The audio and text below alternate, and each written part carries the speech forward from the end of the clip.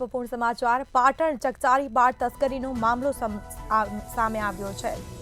તો 6 માસ અગાઉ પાલનપુરમાંથી બાળક મળી આવ્યું હતું તેને લઈને તપાસ થઈ રહી હતી અને તપાસમાં અનેક ખુલાસાઓ થયા છે મોટા ગામની સીમમાંથી બાળક મળી આવ્યું હતું બાળકને મગજમાં પાણી ભરાયેલું હોવાથી ઓપરેશન કરવામાં આવ્યું હતું તો બાળક બાળ શિશુ ગૃહમાં છે હાલ તો બાળકને બાળ શિશુ ગૃહમાં રાખવામાં આવ્યું છે પાટણ પોલીસે તપાસ બાદ મોટો ખુલાસો થઈ શકે છે આ મામલે પોલીસે તપાસ પણ હાથ ધરી છે 6 માસ અગાઉ પાલનપુરમાંથી બાળક મળી આવ્યું હતું મોટા ગામની જે સીમમાંથી બાળક મળી આવતા તપાસ કરવામાં આવી હતી અને તપાસમાં અનેક ખુલાસાઓ પણ થઈ શકે છે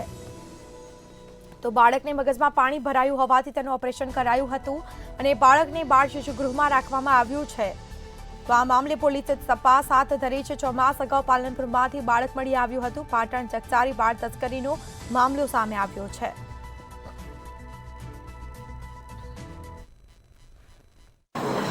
કયા પ્રકારે આ શિશુ અહીંયા આવ્યું હતું અને એની શું સારવાર તે શું સ્થિતિ છે જે બાળ તસ્કરીનો કેસ છે એ અમને મીડિયાના માધ્યમથી જાણવા મળ્યો છે અને અંદાજે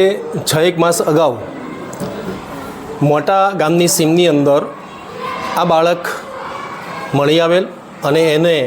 પોલીસ દ્વારા સિવિલમાં એડમિટ પણ કરવામાં આવેલ અને પોલીસ દ્વારા અમને ત્યારબાદ જાણ કરવામાં આવેલી કમિટીને અને એ બાદ એ બાળકને મગજમાં પાણી ભરાયેલું હોવાનું જાણવા મળે ડૉક્ટર દ્વારા અને એ બાળકનું સિવિલ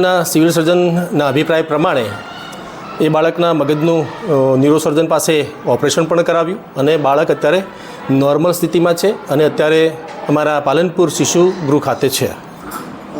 જે પ્રકારે પાટણ પોલીસે કોઈ પણ પ્રકારની અત્યાર સુધીમાં તપાસ કરી છે ના હજુ સુધી અમને કોઈ એવું જાણવા મને મળ્યું નથી